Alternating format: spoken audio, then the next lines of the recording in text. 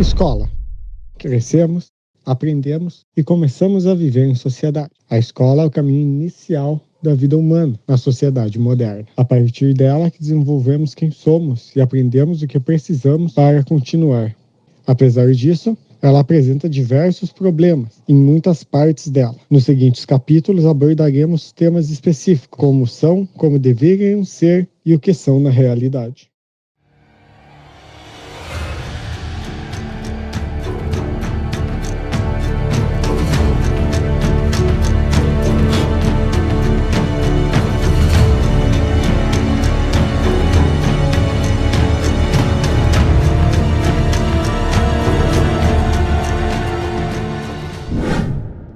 Então, para começarmos essa entrevista, abordaremos o tópico do que é o aluno na escola e também como é ser um bom aluno.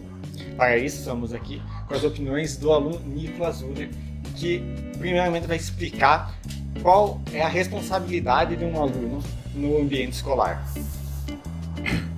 Bem, considerando o papel da escola como sendo transmissora do conhecimento e educação acadêmica para os estudantes, as responsabilidades do aluno se resumiram a aprender, prestar atenção, respeitar as pessoas no convívio e esforçar-se para o aprendizado. Nessa ideia, apenas itens que se relacionem com o processo de aprender devem ser responsabilidades do aluno. Coisas que não interfiram na educação, como a vestimenta, serão secundários, porque o propósito da escola é ensinar.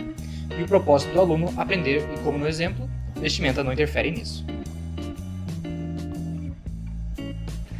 Tendo então agora o Nicolas explicado as responsabilidades de um aluno, podemos passar para o tópico como se avalia um aluno ou como deveria ser avaliado um aluno no ambiente escolar.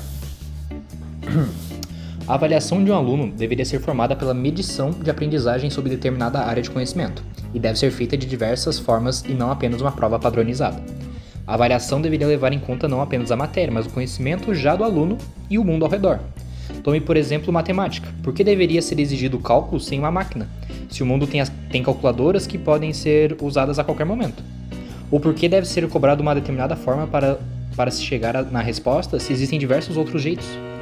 É importante esclarecer que no exemplo acima não se está descartando a importância de saber desenvolver os cálculos sozinho, ou de saber a determinada fórmula, mas sim ressaltando a importância de haver mais de uma forma de se fazer.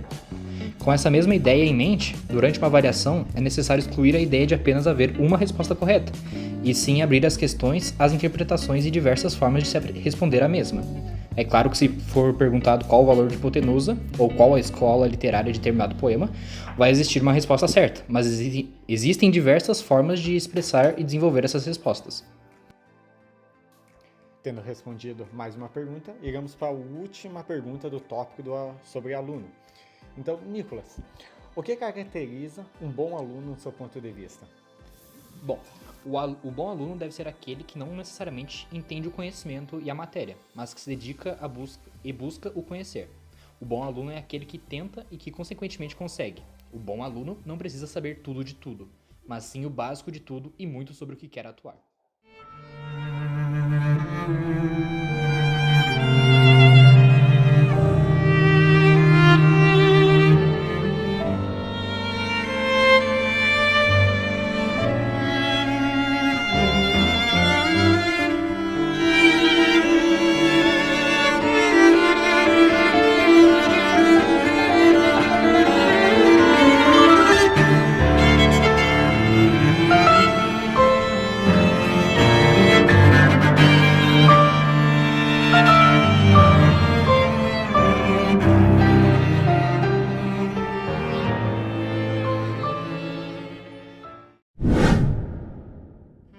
Após termos falado do aluno, iremos prosseguir para o próximo tópico, o professor. Para falar sobre isso, estamos com Natanael Proença, que ele irá começar explicando para nós qual o papel do professor na escola. O professor tem como papel primário transmitir seu conhecimento aos alunos, explicar o que sabe, disseminar a sabedoria. Como papel secundário, o professor deve avaliar e julgar a absorção do saber de seus alunos, fazendo isso de forma e não cortar a criatividade ou humilhar eles, mas sim de forma e fazer eles verem onde pode melhorar. Mas antes de tudo, o professor deve ensinar por amor, por afeto e por afinidade ao que faz. Só assim o professor pode ser apto a cumprir seu papel e transmitir o conhecimento. Além de ensinar e ser capaz de transmitir o conhecimento, um professor deve saber como realizar uma boa aula. Agora, Nathaniel vai explicar qual o conceito da boa aula. Uma boa aula, na ideia, seria objetiva, clara e dinâmica. Deve engajar o aluno na aprendizagem e fazê-lo se interessar pela aula. Deve ser ampla, onde há espaço para o aluno participar caso queira ou tenha dúvidas.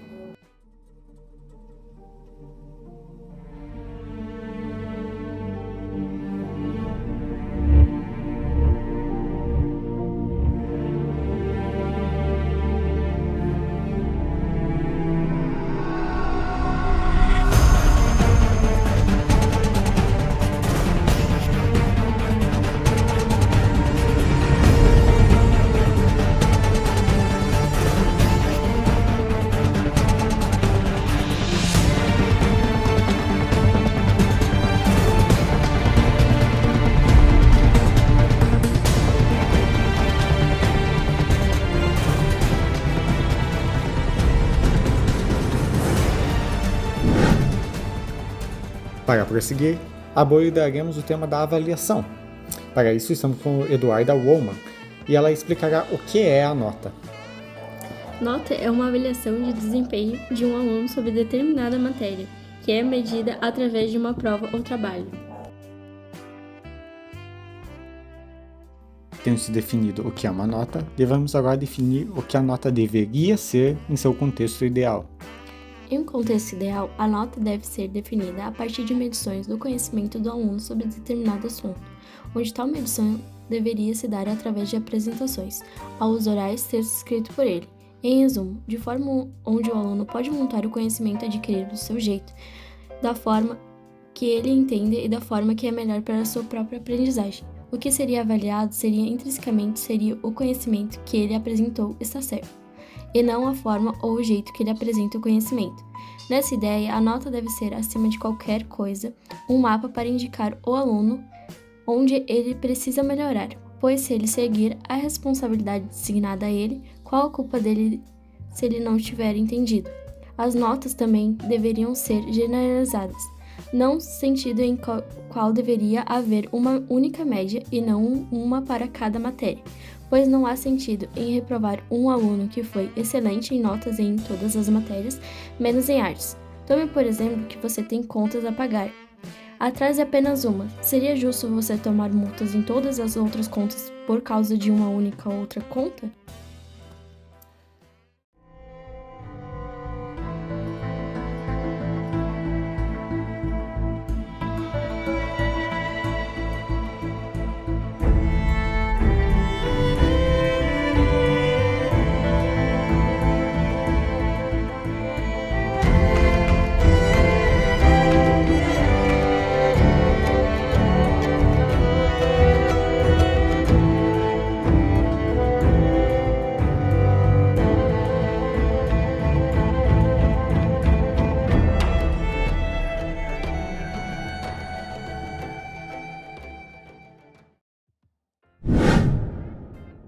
Seguindo em frente, iremos abordar a relação de estudo com a punição e com o prazer, principalmente a relação de estudo com a punição, tendo em vista que a maior parte dos alunos vê o ato de estudar como algo punitivo. Então, para explicar esse ponto de vista melhor, estamos com Jaqueline Oliveira. Bom, isso se deve ao fato de que o aluno é obrigado a estudar não para aprender, mas para passar de ano, ou porque ele é obrigado a ver assuntos já conhecidos e dominados por ele, ou simplesmente porque não tem interesse no assunto. Nesses exemplos, o último é o único onde o aluno está errado, pois todo o assunto é relevante para algum aspecto da vida. Agora, os outros dois, no primeiro, o aluno é forçado a aprender e precisa tirar notas boas ou atender às expectativas. Então, o ensino deixa de ser um ato de lazer e passa a ser uma obrigação.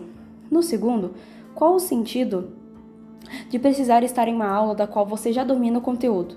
Isso seria, sobretudo, uma perda de tempo, além de algo que gera tédio e desgosto pela matéria. Outro fator é que muitas vezes os próprios professores colocam o ensino como uma punição. Se os alunos não se comportam, por exemplo, é passado grandes textos ou dezenas de questões, ou um trabalho grande e desnecessário. Então, como é possível ver o ensino como prazer quando ele é apresentado como uma punição? Tendo agora estabelecido a relação do estudo com a punição, também podemos seguir para a pergunta: por que os modelos de punição funcionam mais do que os modelos de recompensação para o aluno? Porque a punição é muito maior e mais marcante que a compensação é. Enquanto a punição é de fato notável, a compensação pelo estudo é geralmente baixa, se não existente. Então não é uma questão da punição funcionar mais, mas sim de não existir uma compensação. Para fecharmos esse tema, entenderemos agora por que não nos interessamos em aprender e estudar. Bom, todos têm interesse em estudar. A questão é que cada um tem um interesse em um campo de estudo específico e nunca será possível abranger todos os campos e, portanto, sem alguém sempre vai ter desinteresse. Mas isso não justifica a falta de domínio dos conceitos básicos de cada área.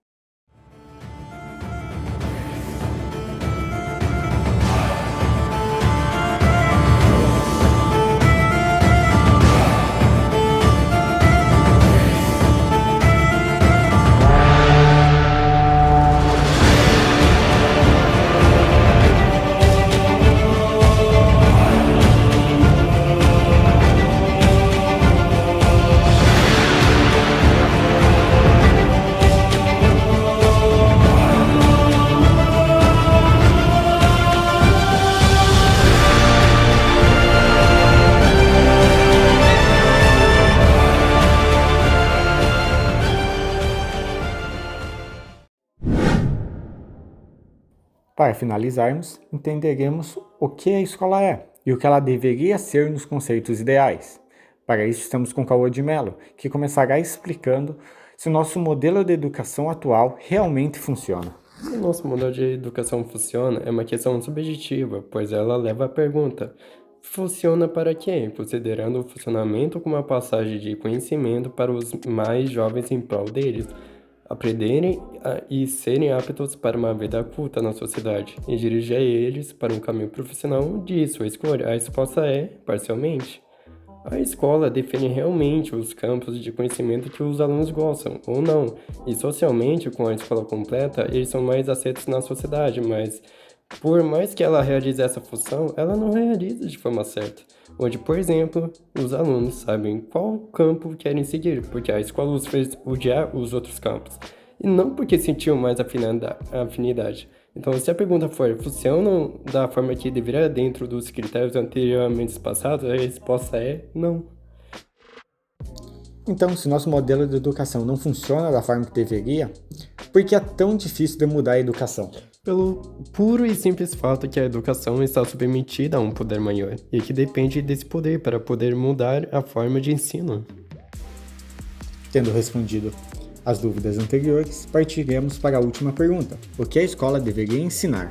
A escola deveria ensinar e mestrar sobre os conceitos básicos e necessários sobre cada campo de conhecimento, de forma que os alunos tenham um estudo sobre tal área o suficiente para poder definir quais mais os interessam, e não se aprofundar de forma longa e desnecessária em conceitos complexos e avançados que são usados apenas se você seguir determinado rumo.